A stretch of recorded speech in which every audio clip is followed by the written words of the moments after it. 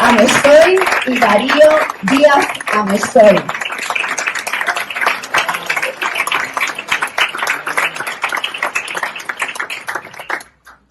Rosa lanza el balón de un punterazo hacia su amigo Emilio, situado entre las dos piedras que hacen de portería. ¡Ah! Oye, chutas con intención. Toma, como Vinicius. Chutas con mala intención, quiero decir. El fútbol es el fútbol, chaval, ¿o no? Me parece que me he lesionado. Ahora. Es que chutas con intención. Sí, encima tendré yo la culpa. Me ha lesionado, tía. A ver, ¿qué ha pasado? La mano al coger el balón. ¿La mano? ¡Ay, no! Eres un flojo, pero mueve la mano. Que si no se te enfría y se te queda para el otro lado y te tienen que operar. Ya, parece que va mejor. Si es que hoy no tocaba jugar al fútbol. Tocaba ir de Indiana Jones. Tocaba aventura. Pero teniendo balón... Tú, que en el colegio te tienen que obligar para jugar al fútbol. A mí me gusta mucho el fútbol. Ya. Me gusta verlo. Por la tele, pero en el colegio juego yo más que tú. Y ahora con la mano... Pero si ya lo tenías bien, ¿o no? Todavía voy a estar lesionado un tiempo. Mejor. Entonces, ahora, ¿qué hacemos? Oye, podríamos besarnos. ¡Claro! Por ejemplo. Pero si lo sabes. Entonces, el domingo en tu casa... Habíamos jurado que el domingo en mi casa estuvimos con la Play. ¿No cumples con tu palabra? Tampoco es para ponerse así. Lo que se jura, se jura. Vale, tía, vale. Rosa. Vale, Rosa. Todavía no me has preguntado por qué he llegado más tarde que tú. Vale. ¿Por qué has llegado más tarde que yo? Mi bisabuela me ha contado la historia de la bandera de los tres colores. ¿La bandera de los tres colores? Una bandera que España tuvo antes de la guerra. ¿De qué guerra?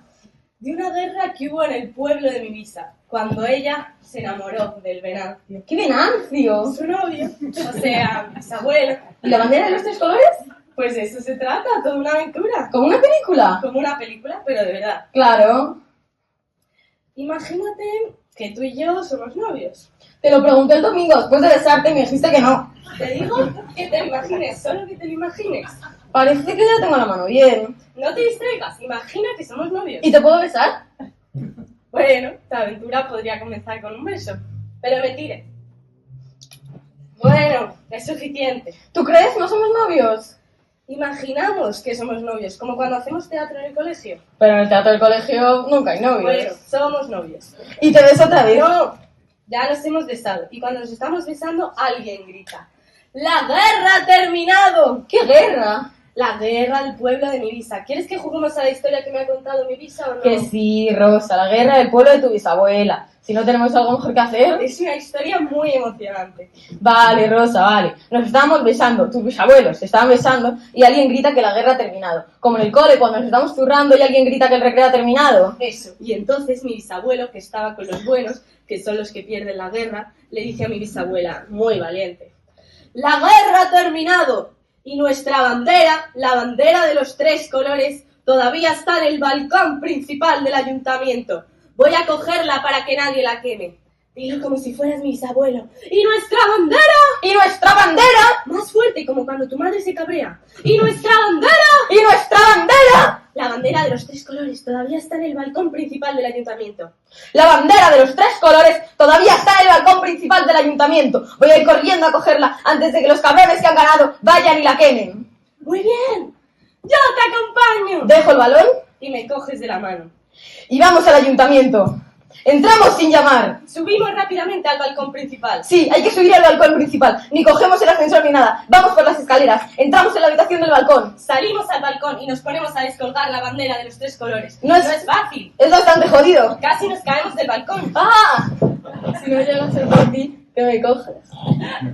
Mientras dicen estas frases, Rosa y Emilio van desplegando una bandera republicana que ha de surgir como mágicamente por arte de Birlibirloque, que se decía.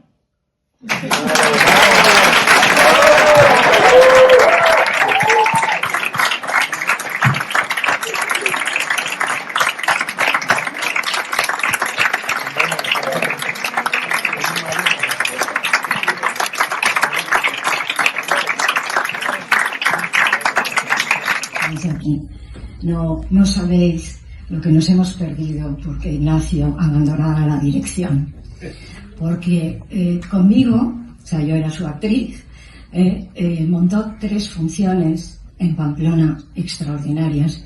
Me alegro que haya venido Pedro J, porque creo que será el único testigo que pueda decir que es verdad.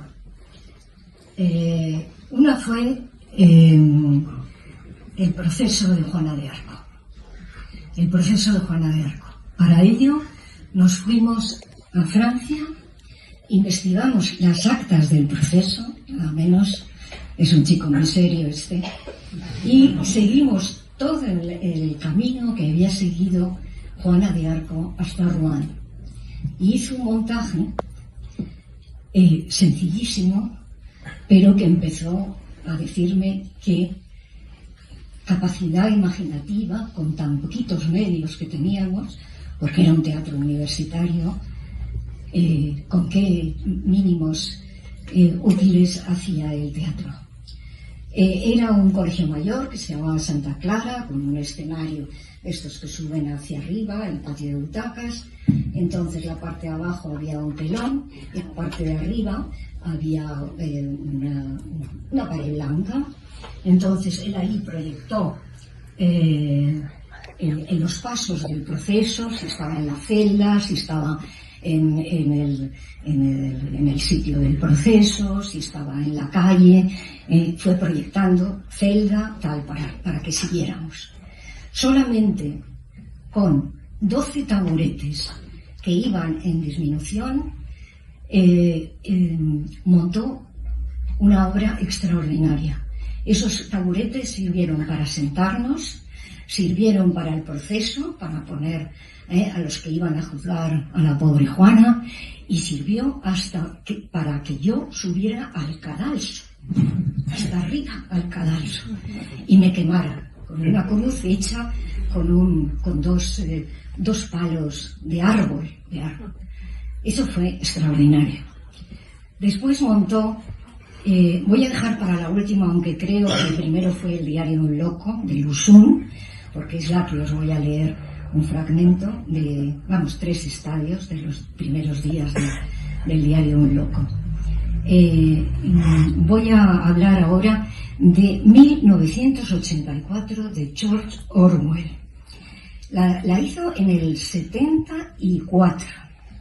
Bien, metió un grupo de rock duro, o sea, que no se había visto, yo en Madrid lo vi bastantes años después, y una cosa extraordinaria, desde el escenario hasta todo el patio de butacas, estableció unas cuerdas que impedían que las gentes se sentaran, que los que entrábamos, los que entraban, se sentaran y se pudieran acomodar. Es decir, ese fue el primer enfrentamiento con una situación incómoda. Después trajo unas cajas de naranjas envueltas en ese papel de celofán, y en el papel se las entregábamos a los espectadores. Estos espectadores abrían el papel y ponía 1984 más 10, 1994. 1974 más 10, 1984, que es como se llama la función. Os podéis imaginar, fue brutal aquel montaje. Y luego mi favorito, quizá porque fue un monólogo que me regaló a mí, y que además me hizo estudiar toda la escultura oriental, es Diario de un loco. Diario de un loco se le ocurrió algo también extraordinario, sin dinero, sin ningún dinero. Todo, incluso yo me puse un pijama de él, azul oscuro, y un gorro, en fin, para hacer de loco. Bien, Diario de un loco fue una preciosidad. Primero empujó todas las mesas del aula 39, todas las mesas hasta el final. Aquí quedó la tarima del profesor, y sobre esas mesas extendió periódicos, y después me entregó a mí una sábana doblada que hizo de libro para mí. Es decir, que cada estadio yo abría un poco, hasta que terminó cubriendo todo el escenario, esa sábana blanca. Bueno, yo creo que fue... bueno, y luego la interpretación mía era a base de movimientos de las bailarinas. O sea, es decir, en cada estadio yo pasaba la página del libro y después hacía como una especie de danza preciosa, en silencio, una cosa muy bonita. Pero no contento con eso, que ya era bastante, en el lado opuesto, en la mesa del profesor, se puso un alumno, Tomás Barriuso, y leyó, porque era el Día Mundial del Teatro, el día que lo estrenamos, leyó el texto que aquel año nada menos lo escribió Ionesco. Entonces él leía una parte y luego yo hacía otro estadio del diario, otras páginas del diario, y esta fue la función.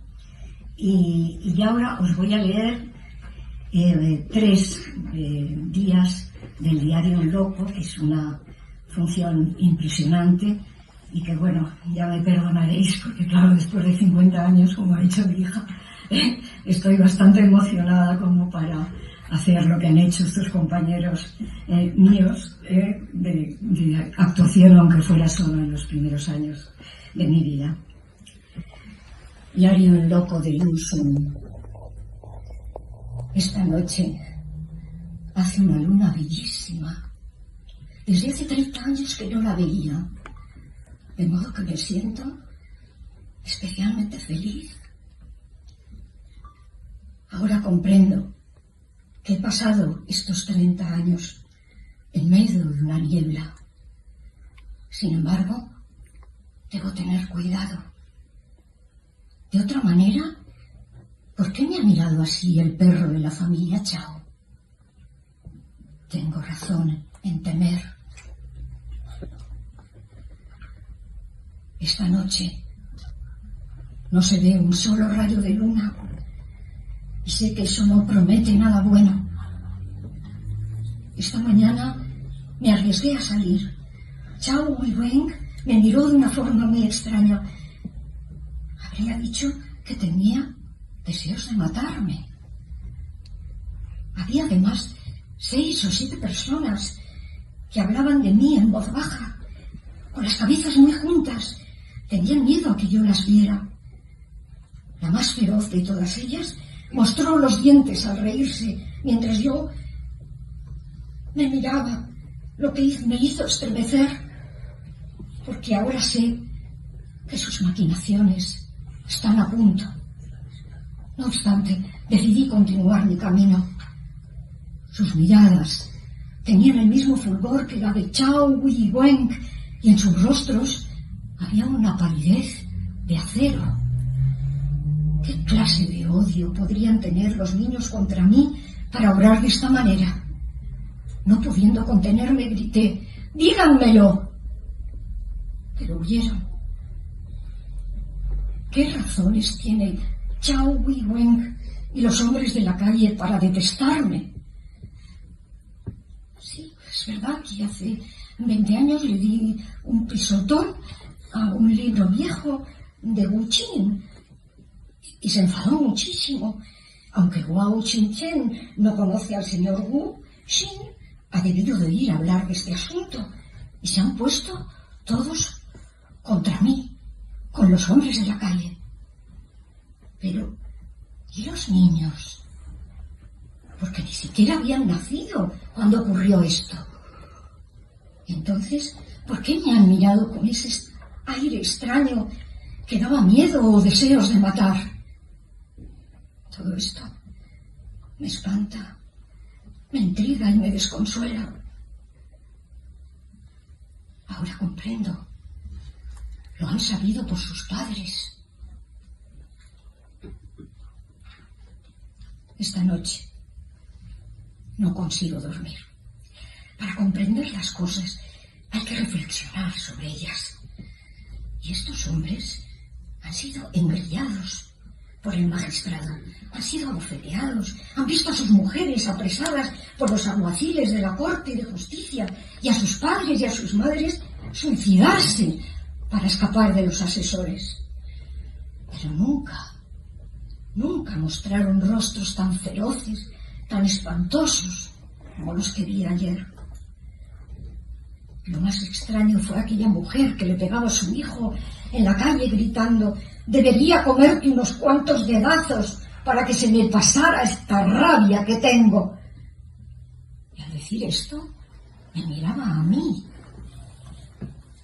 Yo, incapaz de dominar mi emoción, me sobresalté mientras una banda de rostros lívidos y colmillos aguzados estallaban de risa.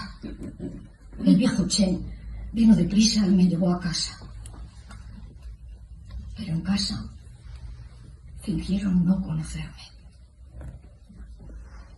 Hace algunos días, arrendatarios de la aldea de los lobos le contó a mi hermano mayor que los campesinos habían dado muerte a un malhechor, arrancándole el corazón y el hígado y comiéndoselo. Si comen hombres, ¿por qué no habrían de comerme a mí?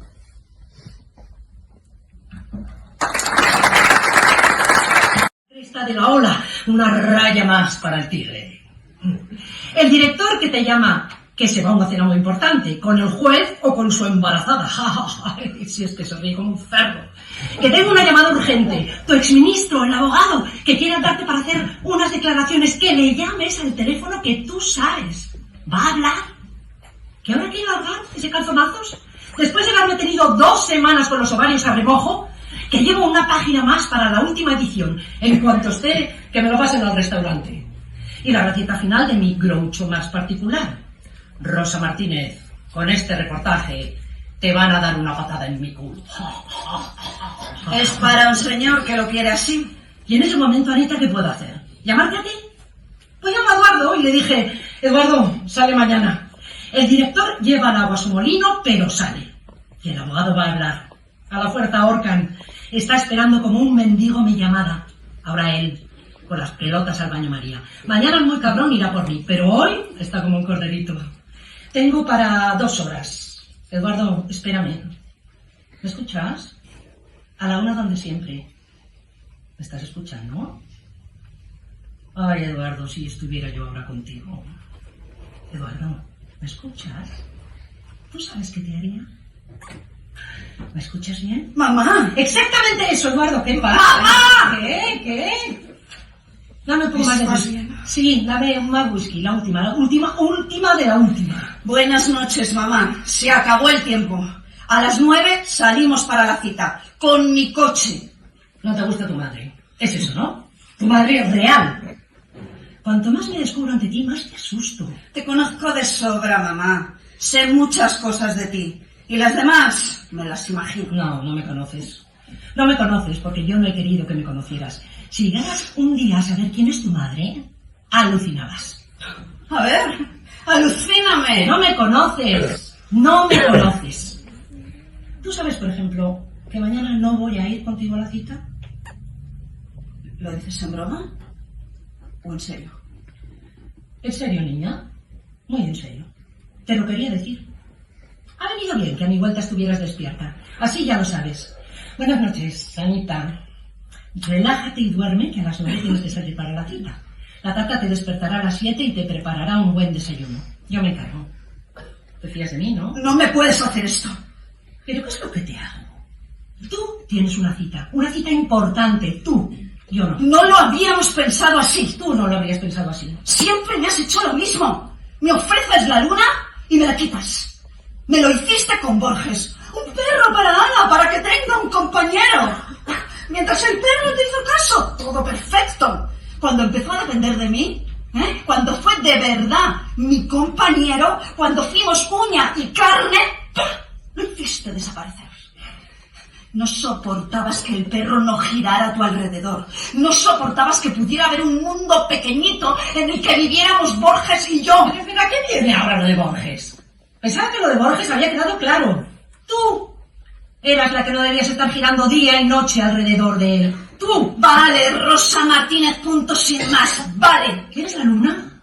Cógela. En el último momento me dejas en la estacada. Las vísperas siempre son más bellas que los grandes días. Mañana ya es hoy. Se acabó tu tiempo, ¿no? Pues déjame sola, porque es como estoy, sola. Hasta mañana. ¿Qué es lo que estás diciendo? ¿Sola? ¿Tú? ¿Y yo qué? ¿Por qué has venido entonces? ¿Por qué no te has quedado toda la noche en la cama con tu amigo follándotelo 1 y 1000 veces hasta acabar con tu acojona por tu gran exclusiva periodística? ¿Por qué la borrachera, esa flor y toda tu basura? Sabías que estaba despierta. Lo sabías. Debe ser cierto que todavía no te conozco bien, mamá. Te vas ocultando y no me dejas acercarme a ti. Eres un espejismo, una visión. Veo 1000 Rosas Martínez, punto sin más, y no veo ninguna. Estás delante de mí y de pronto te escurres entre los velos de una realidad que no comprendo. ¿Por qué te escapas?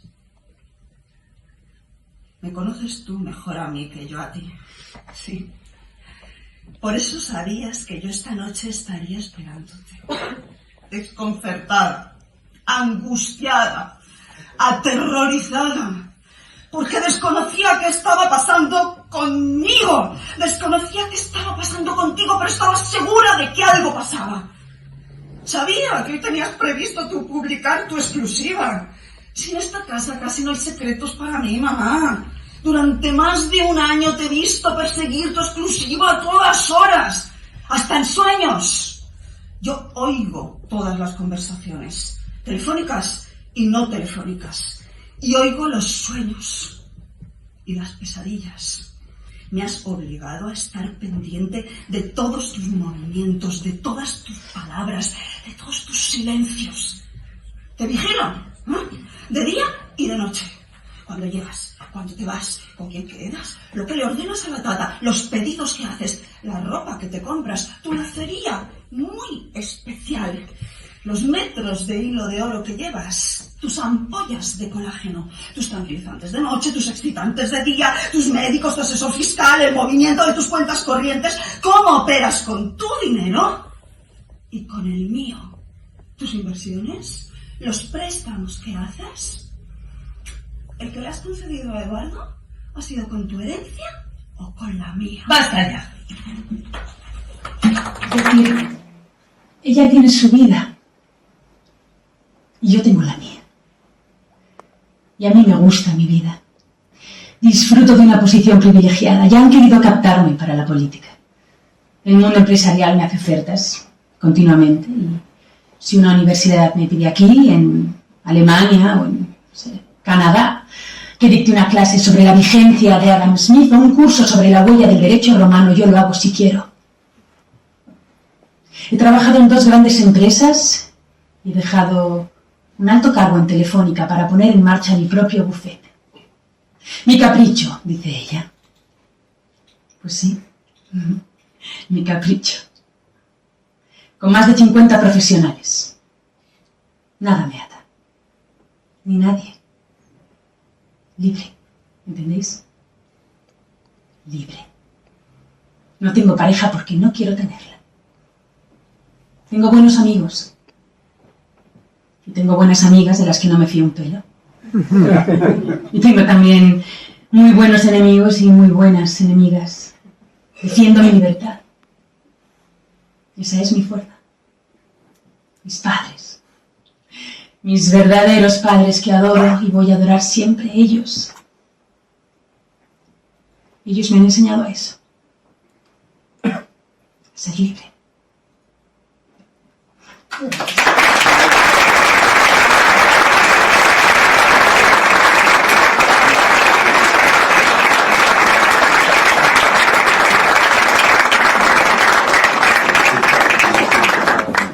Bolivia, pues interpretando una gran abogada que podría estar en el despacho de Garrigues. No, porque me comía seguro. No quiero ni ver. A todos los que habéis venido ya, habéis acudido a esta especie de trampa. Ainhoa sí me había dicho que el día tal va a haber una sorpresa. Bueno, pues efectivamente. Bueno, este libro, veo aquí los nombres de muchos amigos, y es verdaderamente admirable. Jorge Urrutia, Javier Gomá, Pedro Villora, Félix Estaire, Fernando Domènech, Sergio Santiago Romero, Eduardo Pérez Rasilla, Mariano de Paco, padre.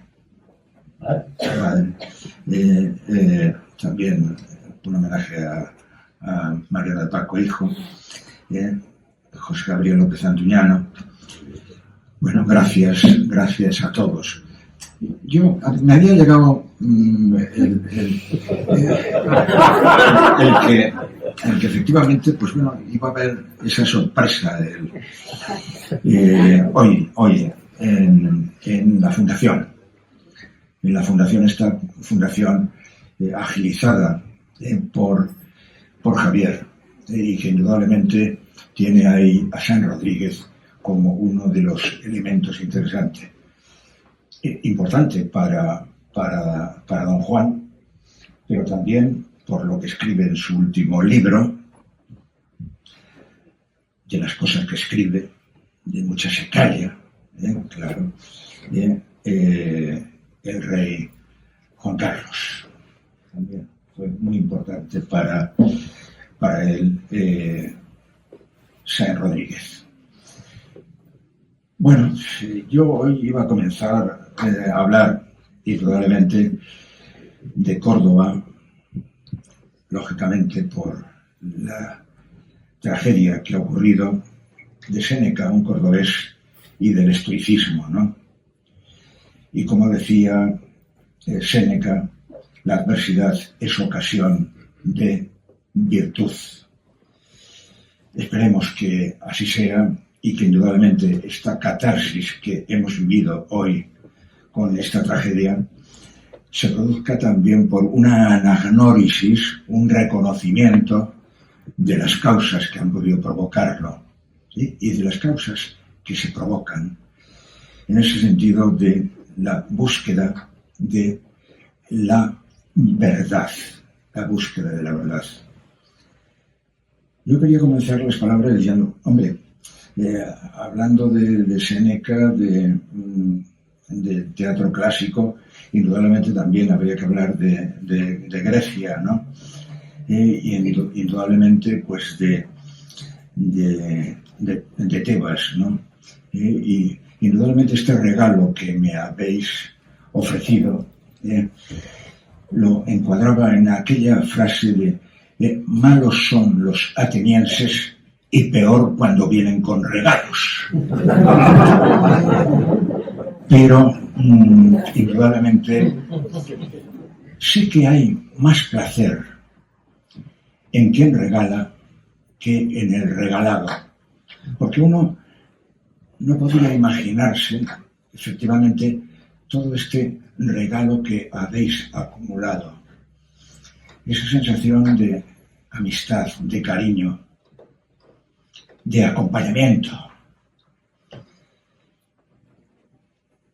Más placer en quien regala que en el regalado. Se le suele llamar el resplandor cálido. Habéis tenido ese resplandor para mí. Todos vosotros, Ainhoa, Javier, Fernando, Julio, esta casa, gracias. Indudablemente se ha hablado de esa Esperanza Dors, que fue mi actriz, y sin embargo, pues bueno, abandonó la actuación por la escultura e indudablemente, pues bueno, me esculpió a mí, y también esculpió a Ainhoa. Está conmigo en la aventura del teatro y la aventura de la vida. Gracias, Esperanza. El teatro, el periodismo, la enseñanza, la gestión cultural, se ha hablado de estos 4 vértices, ¿no? Efectivamente, bueno, pues el teatro, ahí están esos Borbones que van a seguir viviendo, esos malditos tacones con 120 representaciones que habéis culminado, ¿verdad? Ahí también, indudablemente, está el teatro vasco, con Carlos Gil, por ahí, que fue productor de 4 o 5 obras mías y que arriesgó una obra importante que dirigió Salvador Távora, Pasionario no pasarán. Y también, pues bueno, de aquella época del teatro vasco, doña Elvira Imagen de Euskadi, que hace 40 años fue producida por un joven de 18, 19 años, que era Jesús Cimarro, que 40 años después, pues ha producido Malditos tacones. El teatro vasco. Indudablemente pienso que ha llegado la paz, aunque todavía tiene que haber algunas correspondencias, algunos perdones que tienen que producirse. El periodismo.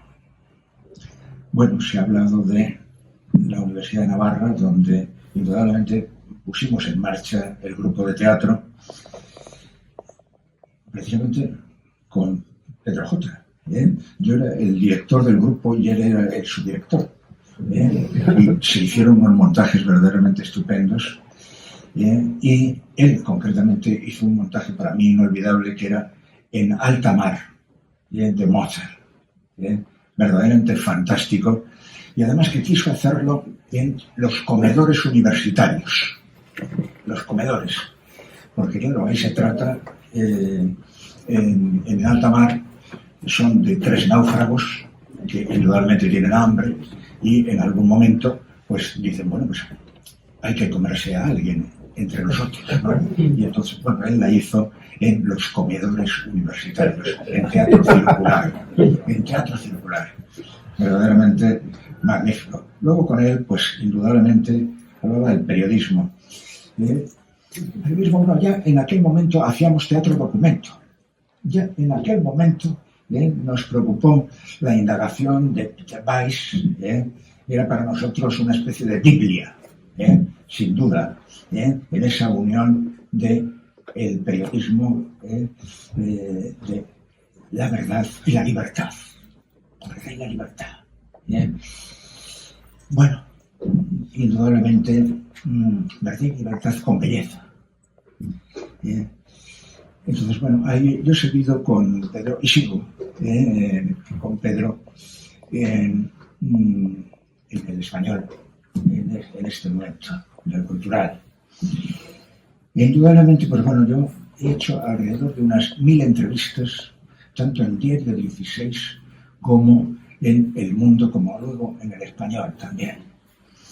1000 entrevistas. La última parte de la última serie de entrevistas quise que no hubiera preguntas, que hubiera únicamente respuestas de los personajes. Así fue una especie de monólogos por parte, desde la esencia del teatro, que es el conflicto. Un teatro sin conflicto no es teatro. Como una democracia sin conflicto no es democracia. En los tiempos que vivimos del franquismo, pues bueno, parecía que no había conflictos, pero sí a la noche poníamos Radio París, o Radio España Independiente, Estación Pirenaica, e incluso expulsábamos a Dolores Ibarruri, ¿verdad? Y sabíamos que había problemas, que había conflictos en España. Bueno, el tema del conflicto en el teatro es fundamental. Y también en las entrevistas. En las entrevistas, precisamente en esas 1000 entrevistas, yo buscaba cuál era la pregunta a la que no quería responder precisamente el entrevistado, que es la clave. Y entonces, un recorrido. Hay entrevistas, una recuerdo especialmente de Paco Nieva, por lo que nos une, Paco Nieva. Y al final le pregunté, ¿cuál es la esencia de la vida para ti, Paco? Y me dijo, y así está escrito, el sexo. En toda su amplitud. La vida. ¿Cuál es la esencia de la vida? Atención. También a un Pedro Sánchez, concejal del Ayuntamiento de Madrid, le hice también una entrevista. Curiosamente, pues bueno, yo alternaba, indudablemente en el mundo, pues bueno, alguien del progresismo, alguien del liberalismo, tal. Bueno, y yo me encontré con que un viernes tenía que entregar el texto de ese mismo viernes, no tenía la entrevista. Entonces cuando dije, oye, ¿quién hay por ahí en el Partido Socialista? Hombre, pues ahí es el chico alto, tal. Bueno, oye, sí, que me parece que juega al baloncesto, ¿no? Sí, estupendo, tal. Bueno, le llamo Pedro, oye, soy Ignacio, quiero hacerte una entrevista. Oye, encantado, tal, oye, pues mira, la próxima semana tengo libre. No, esta tarde. Sí, bueno, esta tarde. Entonces ahí en la calle Mayor, donde estaban los concejales y tal, pues no fui a verle. Bueno, empezamos a las 4 de la tarde, acabamos sobre las 8, y entonces, pues bueno, me pareció un personaje interesantísimo, culto, abierto, indudablemente en economía, defensor de Keynes, etc. Bueno, entonces, en total que al final, la última pregunta, le dije, oye, tú eres un liberal. Se quedó en blanco, me tardó en contestar y dijo, sí, como Prieto. Ya sabéis aquello de socialista a fuerte liberal, ¿no? Ojalá reverdezca ese Pedro Sánchez. La enseñanza fue para mí, pues, fundamentalmente un aprendizaje. Cuando más se aprende es enseñando. Pienso.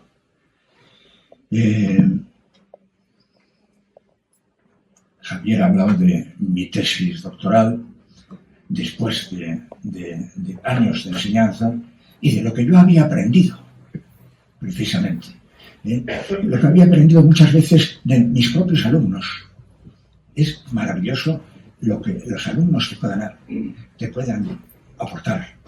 Aquí veo algunos alumnos que me habéis aportado mucho. Y entonces mi tesis, siempre la tragedia griega, pues bueno, iba de algo que precisamente había desbrozado a lo largo de años de enseñanza y precisamente pues Javier fue el guía para culminar esa tesis. Ahí pues también estaba todo el ámbito de la crítica. Se hablaba de Villán como crítico. La crítica me ha enseñado mucho. César Oliva, Eduardo Pérez Rasilla, Fernando Doménech, Mariano de Paco padre, Virtú de Serrano, Mariano de Paco hijo, también me ha dirigido alguna obra y he aprendido con él. Virtú de Serrano, Lupe Soria. Bueno, uno ha ido aprendiendo de los demás, aprendiendo de los amigos, ¿no? Aprendiendo de los amigos. Y nunca se acaba de aprender. Esa es la verdad. Y la gestión cultural, bueno, ahí he tenido maestros, ¿no? Narros, Lourdes en la gestión, gran directora, Lourdes Ortiz, gran directora de la Escuela de Arte Dramático, cómo la supo gestionar, cómo supo, ni más ni menos, resucitar a la Escuela de Arte Dramático.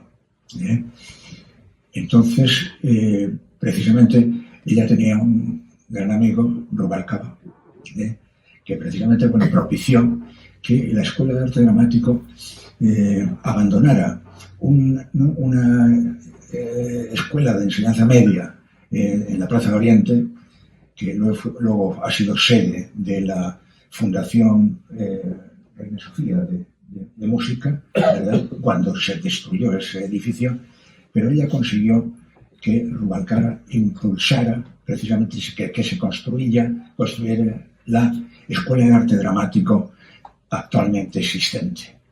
E indudablemente también el paso de la enseñanza artística a un territorio casi universitario, que se va culminando de alguna forma en este momento.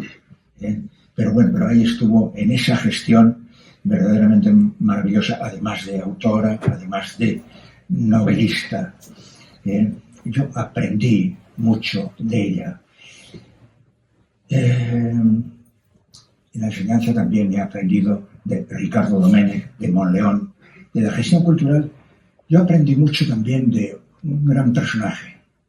Mi mejor jefe en la gestión cultural, que fue don Enrique Tierno Galván. Es curioso que yo llevé adelante los veranos de la villa, y entonces, con todo ese material fui donde el alcalde, y le dije, esto es lo que se va a realizar, la Fura dels Baus, una orestiada precisamente completa, que ahora contaré algo, también, unos veranos de la villa verdaderamente espléndidos, con Nuria Espera en la Salomé, etcétera, etcétera. Y esa orestiada de Manolo Canseco. Entonces, pero le dije, don Enrique, esto tal vez pueda parecer un poco despotismo ilustrado. Me mira y me dice, señora Mestoy, mientras sea ilustrado. Y ahí, indudablemente con Tierno, aprendí mucho. Esa es la verdad. Y Tierno, para nosotros yo creo que es un buen final. Pero antes querría comentar que, curiosamente, en esos veranos de la villa, que fueron del 83, se puso la orestiada de Esquiló con Canseco, dirigida por Canseco. Y aquella función duraba más de casi 4 horas. Y Ainhoa fue a esa función con 6 años. Y entonces, de repente, había unos intermedios, lógicamente, tal. Y entonces, acaba la función, ella estaba gozando, y cuando acabó la función, me dice, papá, ¿pero esto se ha acabado ya? 6 años. Yo le dije a Esperanza, creo que algo mal estamos haciendo. Porque yo quería que precisamente se desvinculara del mundo del teatro. Ella hizo teoría de la literatura. Lo del periodismo no le convencía demasiado. Ella fue acercándose al teatro, hasta que indudablemente, ella me interpretó. Una de las actrices de Cierra bien la puerta, que me dieron precisamente el Premio Nacional de Literatura Dramática por esa función. Dirigió 3 obras mías, de Jerusalén a Jericó, Lope y sus Doroteas, donde también fue dramaturgista, ese término que en el teatro español lo introdujo un personaje interesante de nuestro teatro, Hormigón, Juan Antonio Hormigón. Juan Antonio Hormigón, que precisamente cuando llegan los socialistas al poder, ese ámbito del 82, ¿verdad? Yo suelo hablar de los autores que empezamos a escribir ahí en libertad, como de la generación del 82 o de la transición, ¿verdad? Pero, bueno, ahí tenemos que ese universo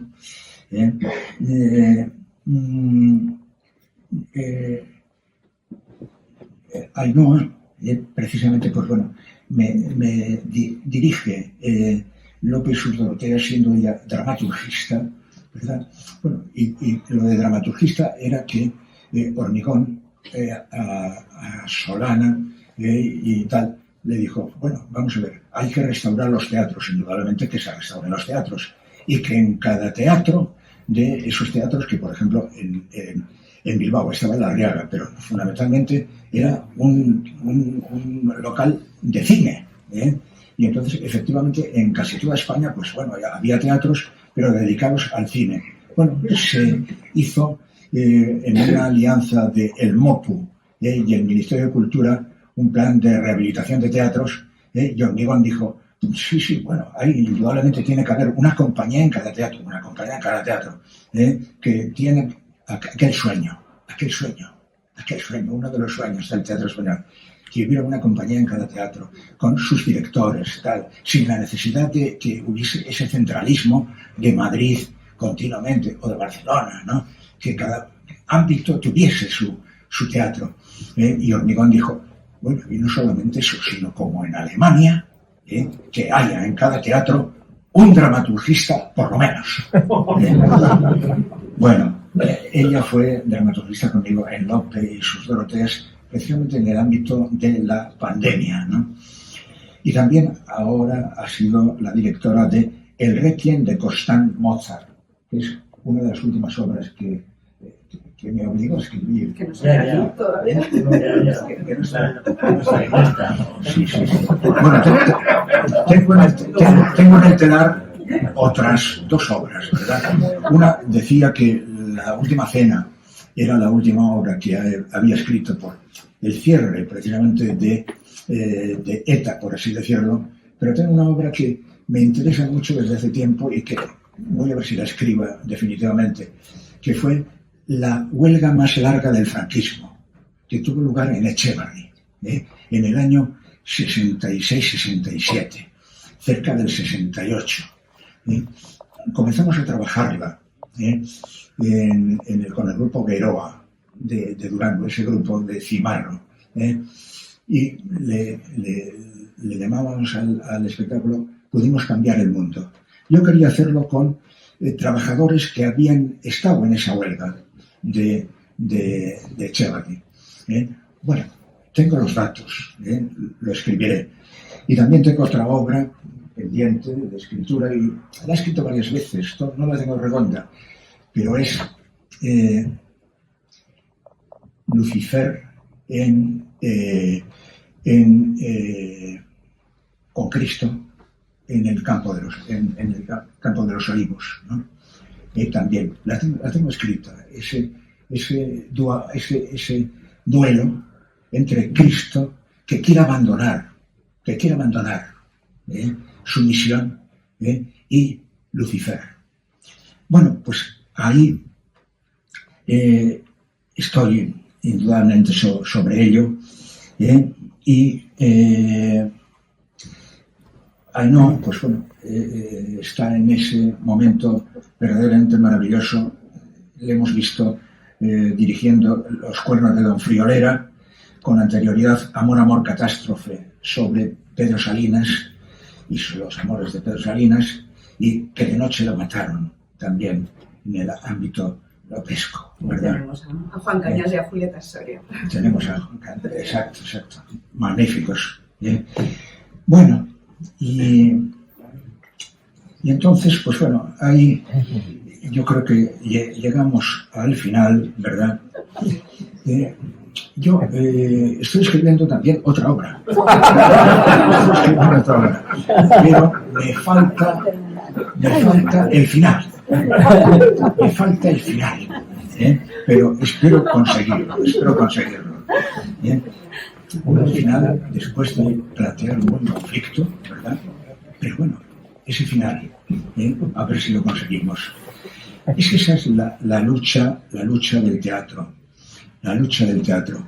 Yo suelo acabar muchas de mis intervenciones con una frase de Sino Casey, un autor irlandés verdaderamente admirable, con John Millington Synge, con Lady Gregory, esa verdadera creatividad irlandesa que aflora en grandes genios como el propio Joyce, ¿verdad? Sino Casey decía algo pues muy capital. La vida es un teatro, solo que algunos hemos ensayado muy poco.